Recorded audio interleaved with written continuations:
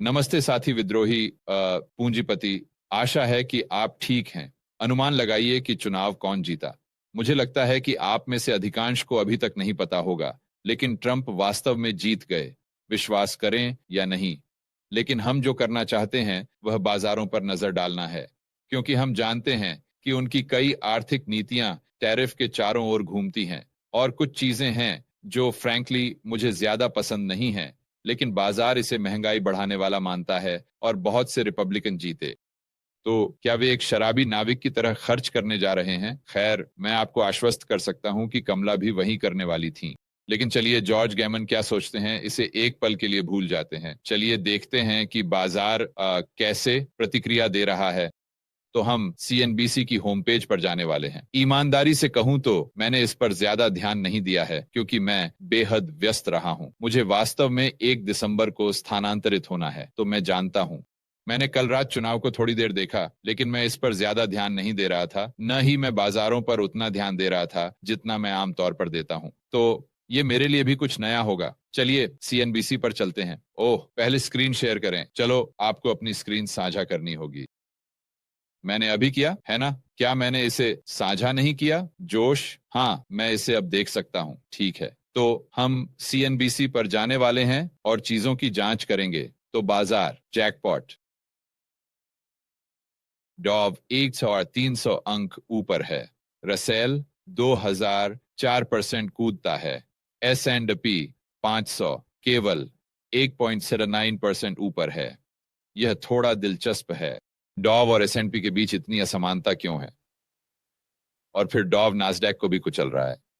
और रसेल, देखो, ये मेरे लिए तुरंत बहुत दिलचस्प है।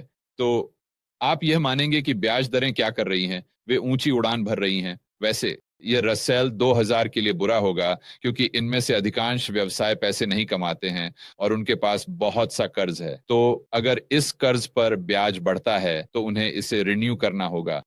ये बहुत अल्पकालिक है, और इसलिए उच्च ब्याज दरें वास्तव में रसेल 2000 पर नास्डैक या कुछ ऐसा ही, विशेष रूप से MAG7 की तुलना में असमान रूप से नकारात्मक प्रभाव डालती है, जहां उनके पास बहुत सारे लाभ आ रहे हैं और वे बहुत बहुत बहुत अच्छे दरों पर उधार ले सकते हैं। मेरा मतलब है, वे कर सकते हैं एप्पल जैसे 2% पर कर्ज बेच सकता है या कुछ ऐसा पूरे दिन, या कम से कम उन्होंने कुछ साल पहले ऐसा किया था। तो यह मेरे लिए वास्तव में आश्चर्यजनक है।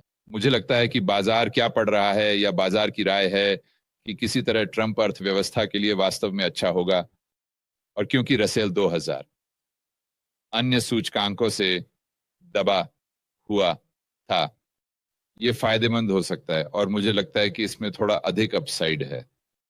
और वे पूरी तरह से इस तथ्य की अनदेखी कर रहे हैं कि उच्च ब्याज दरें उन पर असमान रूप से नकारात्मक प्रभाव डालने वाली है। यह वास्तव में अजीब है। मुझे लगता है कि यहाँ का विषय, जब हम देखते हैं कि बाजार कैसे प्रतिक्रिया दे रहे हैं, वह है ट्रंप की विशाल खुशी।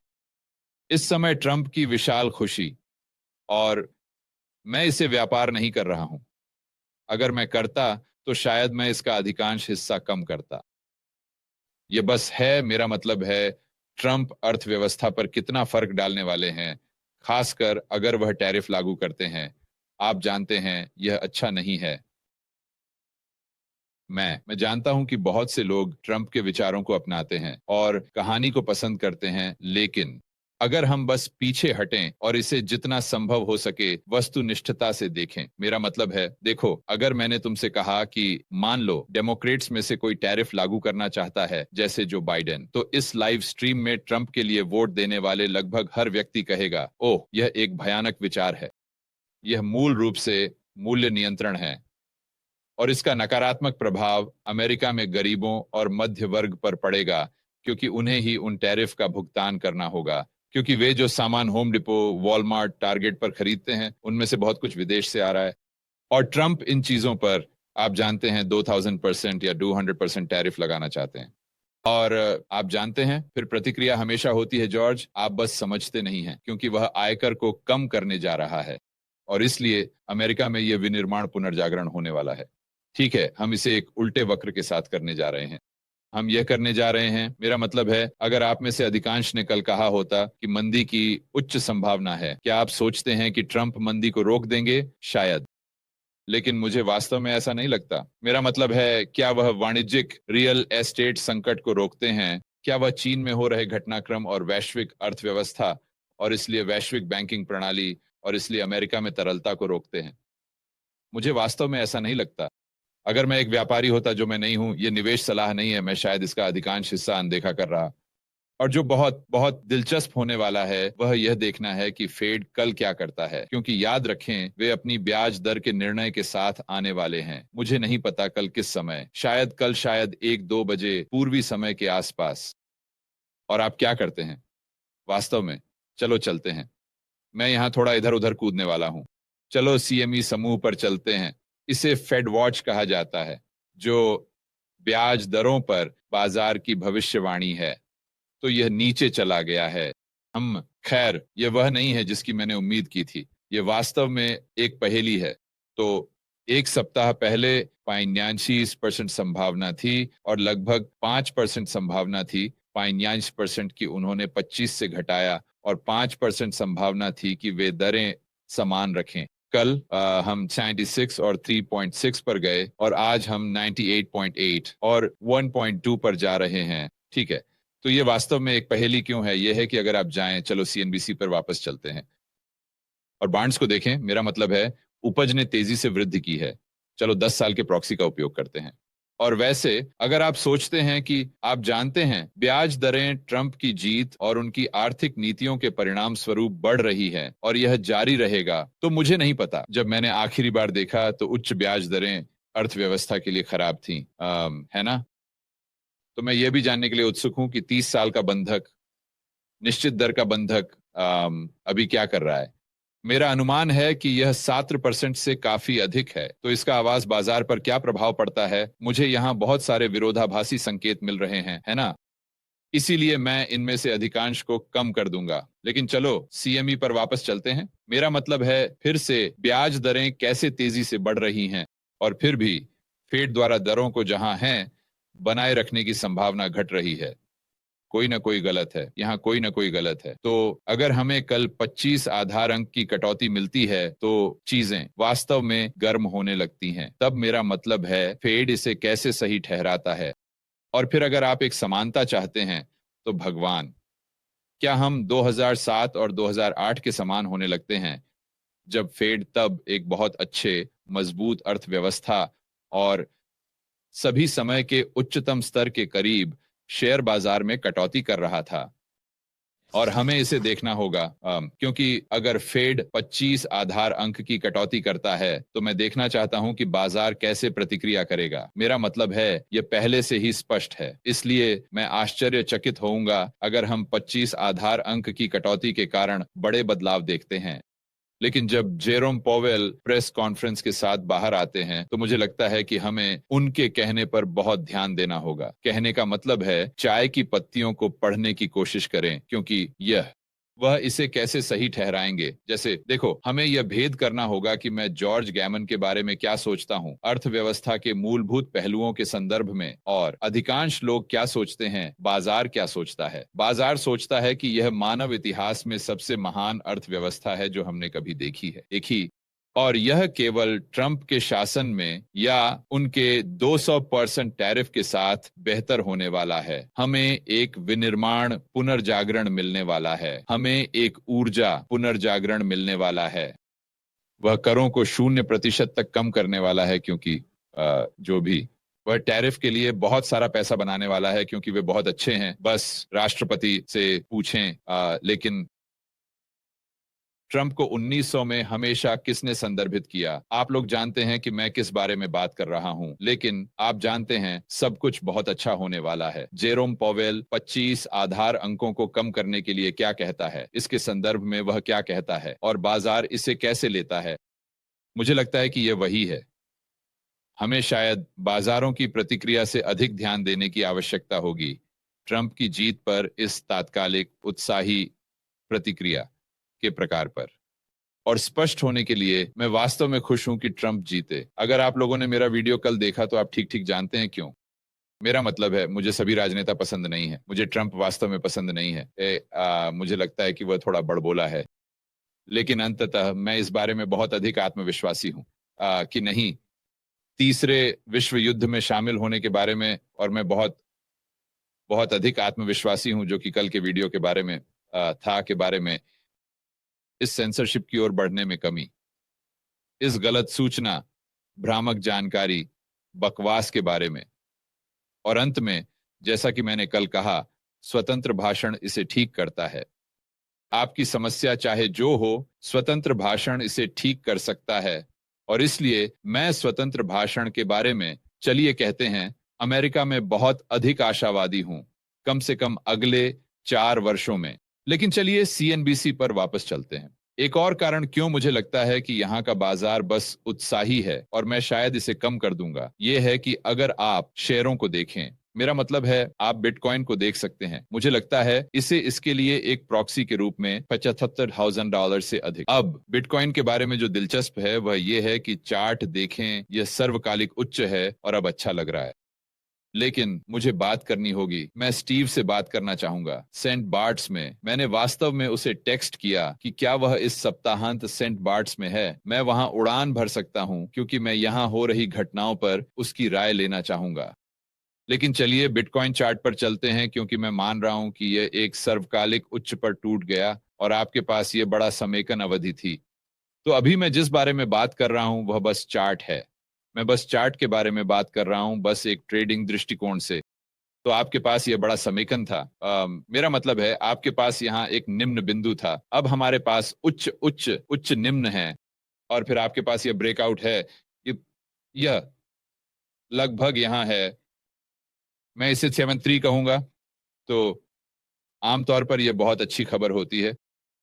मैं थोड़ा हिचकिचा रहा हूं, क्योंकि मुझे लगता है कि यह वास्तव में मौलिक आधार पर नहीं हो सकता, बल्कि अधिकतर बस उत्साहजनक है कि या आप जानते हैं लोग ऐसा कर रहे हैं जैसे वे बिटकॉइन को एक मीम कॉइन की तरह ट्रेड कर रहे हैं। मैं नहीं कह रहा कि यह है, लेकिन जैसे कि यह हो। और ओ मेरे भगवान, आप जानते हैं ट्रंप बिटकॉइन के लिए महान होंगे, मुझे नहीं पता कैसे, लेकिन बस क्योंकि उन्होंने क्रिप्टो के बारे में कुछ अच्छे बातें कही हैं, शायद। फिर से मुझे लगता है कि यह थोड़ा भावनात्मक है, और इस भावना के लिए मैं जो मुख्य प्रॉक्सी उपयोग कर रहा हूं वह ट्रंप सोशल चीज है। आप जानते हैं उन्होंने हाल ही में अपने कमाई की घोषणा की, अगर आप इसे ऐसा कहना चाहते हैं, इस तिमाही के लिए। चलो चलते हैं, और मुझे लगता है कि कुल कुल उन्होंने लगभग $12 मिलियन कमाए कुल। मुझे लगता है कि उन्होंने शायद बहुत सारा पैसा खो दिया। चलो देखते हैं कि क्या उनके पास यहाँ वित्तीय जानकारी है। हाँ, तो वे बहुत सारा पैसा खो रहे हैं। ओह, 12 मिलियन, माफ कीजिए, मैं तो बिल्कुल भी करीब नहीं था। यह सही नहीं हो सकता। राजस्व, पिछले 12 महीनों का राजस्व $3.7 मिलियन है। क्या यह सही नहीं हो सकता? अगर उनका पिछले 12 महीनों का राजस्व लगभग $4 मिलियन है, तो यह एक मजाक है। मेरा मतलब है आपको कुछ संदर्भ देने के लिए, अमेरिका में ऐसे सर्कल के हैं जो सालाना 4 मिलियन से अधिक की कुल बिक्री करते हैं। यह प्रभावी रूप से। यहां बाजार पूंजीकरण क्या है? यह एक 7.2 बिलियन सर्कल के है। यह एक 7.2 बिलियन गैस स्टेशन है। और मैं सभी सर्कल के बारे में बात नहीं कर रहा हूं। मैं एक सर्कल के की बात कर रहा हूं, सिर्फ एक। तो चलिए मान लेते हैं कि आप फीनिक्स एरिजोना में रहते हैं, और आप सरप्राइज एरिजोना में रहते हैं। यह शहर के पश्चिमी हिस्से में है, और कोने पर एक क्विक ट्रिप है। कल्पना कीजिए कि अगर मैंने आपको बताया कि वह क्विक ट्रिप 7.2 का है। ऊह, अरब या बाजार उस क्विक ट्रिप को 7.2 मिलियन पर आंक रहा था, और आपने कहा ठीक है, कितना? या 7.2 अरब। क्या मैंने मिलियन कहा? 7.2 अरब। और फिर आप कहेंगे ठीक है, वे कितने पैसे कमा रहे हैं? और मैं कहूंगा ओह, वे हर साल लाखों डॉलर खो रहे हैं। ओह, वास्तव में वे हर साल सैकड़ों मिलियन डॉलर खो रहे हैं। आप शायद काफी भ्रमित होंगे। यह देवियों और सज्जनों उत्साह का एक दृश्य प्रतिनिधित्व है। हाँ, यह ट्यूलिप बबल है। मेरा मतलब है ये पूरी तरह से पागलपन है। शायद यह मार्च 2022 में जितना पागल नहीं था, लेकिन वाह। और मैं इसे पढ़ रहा हूं। ठीक है, यह शायद बाजार के भीतर का समग्र दृष्टिकोण है, और यह शायद जो उपज को ऊंचा कर रहा है, जहां मैं कहूंगा असली समझदारी का पैसा है, क्योंकि सीएमई समूह के साथ मुझे विश्वास है कि वे इसे सो फार फ्यूचर्स से प्राप्त कर रहे हैं। यही तरीका है जिससे वे ये संभावनाएं प्राप्त कर रहे हैं। तो अगर मुझे ट्रेजरी बाजार में या सोफार फ्यूचर्स में अल्पकालिक आंदोलनों पर दांव लगाना होता, तो मैं सोफार फ्यूचर्स की ओर झुक रहा हूं। तो जो हम यहां देख रहे हैं वह गर्म पैसा है, अगर आप इसे ऐसा कहना चाहते हैं, बस ट्रेजरी को छोड़कर ट्रूथ सोशल बिटकॉइन में निवेश कर रहा है। एस&पी, खैर इतना एस&पी नहीं, बल्कि रसेल, डॉव जोन्स, ये सभी चीजें। टेस्ला, यह उत्साह का एक और बड़ा उदाहरण है। टेस्ला को देखो। चलो देखते हैं कि क्या हमारे पास इस पर एक कहानी है। मैंने इसे आज सुबह जिम में रहते हुए संक्षेप में देखा। मेरे जिम में एक बड़ा टीवी है और मैंने वॉल्यूम बंद कर दिया, लेकिन मैंने सुबह सीएनबीसी पे लगा दिया। ओह, और वैसे अगर आप सोचते हैं कि अर्थव्यवस्था फल फूल रही है, तो मैं बस इस पर इशारा करूंगा। टोयोटा ने दूसरे तिमाही के परिचालन लाभ में लगभग 20% की गिरावट की सूचना दी। अब मैं जानता हूं कि यह अधिक वैश्विक अर्थव्यवस्था है, लेकिन किसी न किसी बिंदु पर इसका अमेरिका पर प्रभाव पड़ना चाहिए। टोयोटा दुनिया का सबसे बड़ा कार निर्माता है, और उन्हें परिचालन लाभ में 20% की गिरावट होते हुए देखना, यह वास्तव में एक बड़ा मामला है।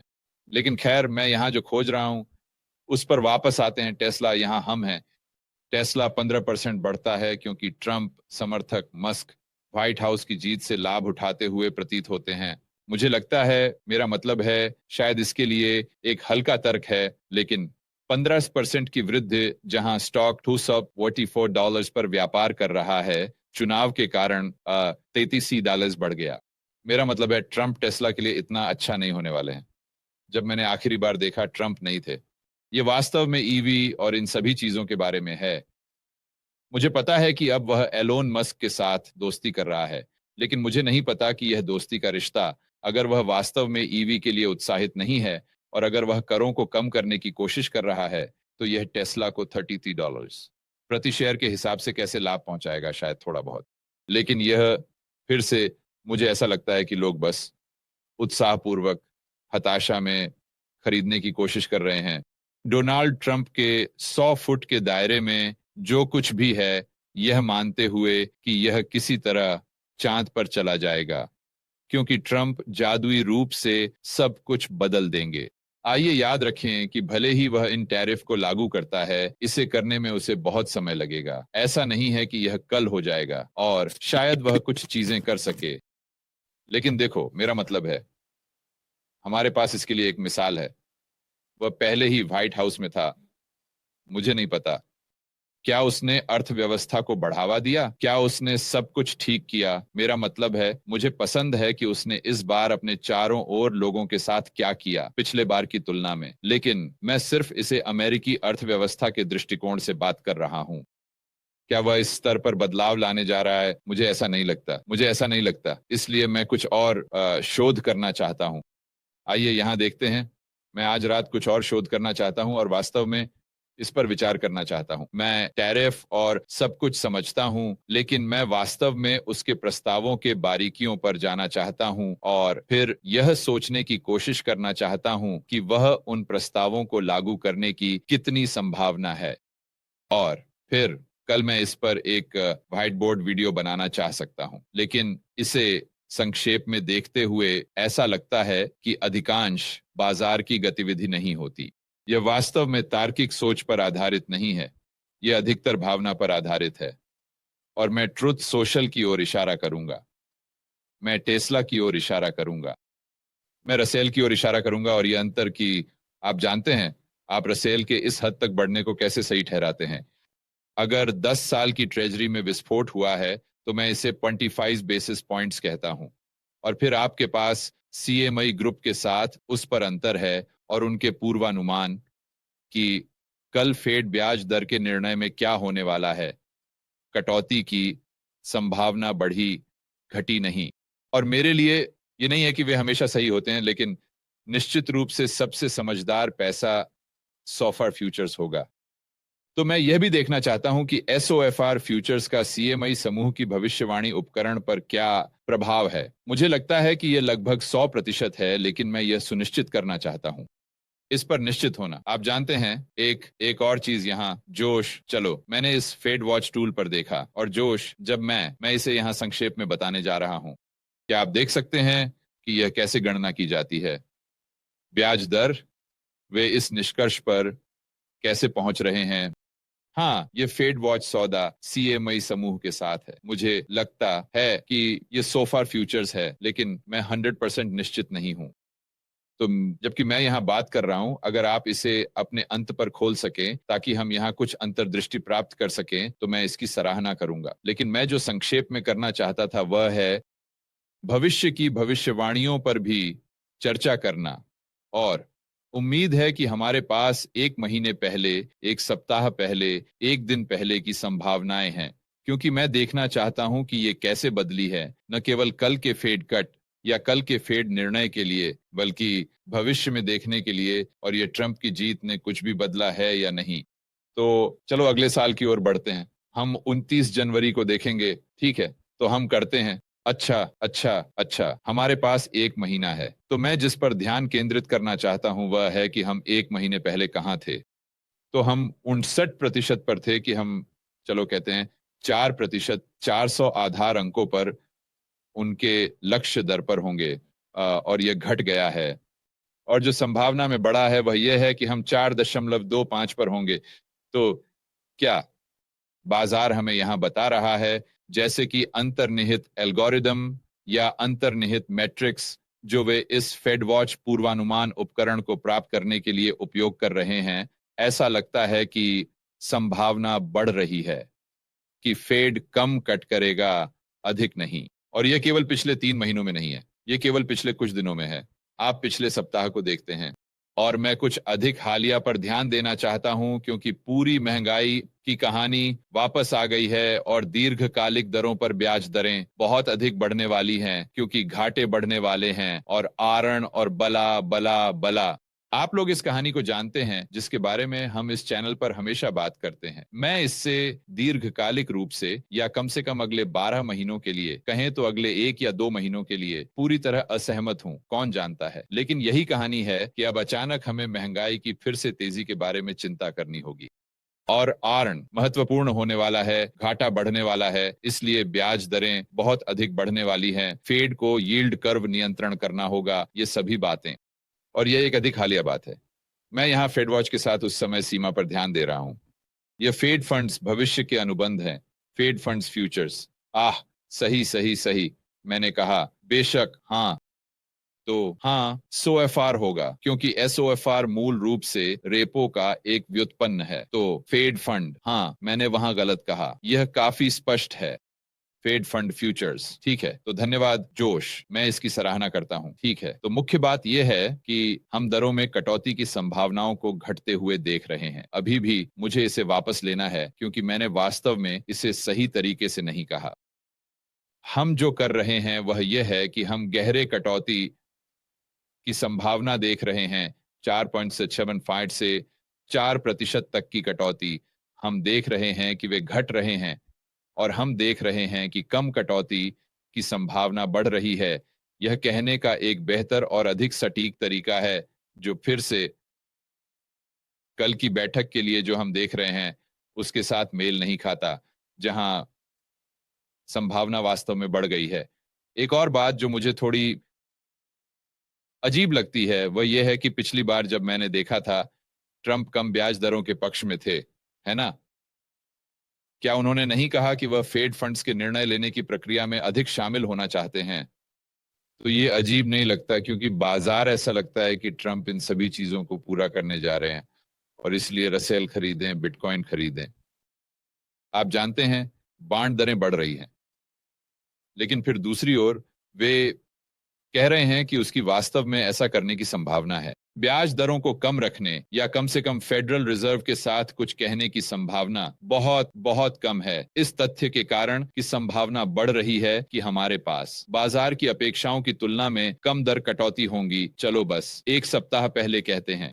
मैं एक और चीज करना चाहता हूं, मैं देखना चाहता हूं। चलो बहुत दूर चलते हैं, चलो दिसंबर 2025 को देखते हैं। ओह, उनके पास कोई नहीं है, उनके पास एक सप्ताह पहले, एक दिन पहले जैसी कोई चीज नहीं है। चलो देखते हैं कि हाँ ठीक है, अच्छा तो अक्टूबर 2025 के लिए चलो देखते हैं चीजें कैसे बदली हैं। तो उन्होंने उसी तरह से बदला है, लेकिन कम डिग्री में। इसलिए हम अभी भी भविष्यवाणी कर रहे हैं कि फेड कटौती करेगा या अक्टूबर 2025 में दरें कम होंगी। लेकिन बाजार ये भविष्यवाणी कर रहा है कि दरें उतनी कम नहीं होंगी जितनी बाजार ने, चलो बस कहते हैं, एक सप्ताह पहले भविष्यवाणी की थी। तो यह उच्च ब्याज दरों की भविष्यवाणी नहीं कर रहा है, लेकिन यह भविष्यवाणी कर रहा है कि फेड कम कटौती करेगा, यहां तक कि जब आप अक्टूबर 2025 की ओर देखते हैं। हालांकि बाजार कल फेड द्वारा 25 आधार अंकों की कटौती की संभावनाओं को बढ़ा रहा है। यह वास्तव में मुख्य निष्कर्ष है। वो ठीक है दोस्तों, हमें इसे देखना होगा और देखना होगा कि यह कल कैसे होता है। मैं वास्तव में उत्सुक हूं कि जेरोम पॉवेल इसे कैसे संभालेंगे। मान लेते हैं कि वे 25 आधार अंकों की कटौती करते हैं, वह इसे कैसे सही ठहराएंगे और बाजार कैसे प्रतिक्रिया देगा। मुझे लगता है कि इस वीडियो से दूसरा मुख्य निष्कर्ष यह है कि अगर आप मेरी राय चाहते हैं, इसके लिए जो भी मूल्य है, मुझे लगता है कि हम जो कुछ भी स्टॉक मार्केट में और उन अन्य बाजारों में देख रहे हैं जिन्हें हमने सीएनबीसी पर देखा है, वह उत्साह है। और अगर मैं एक व्यापारी होता, न कि मैं हूं, तो मैं शायद इसका अधिकांश हिस्सा कम कर रहा होता। ठीक है दोस्तों, इस बमबारी पर अपने बाकी के दोपहर का आनंद लें। आप स्वतंत्रता पूंजीवाद के लिए खड़े हैं। अगले वीडियो में मिलते हैं।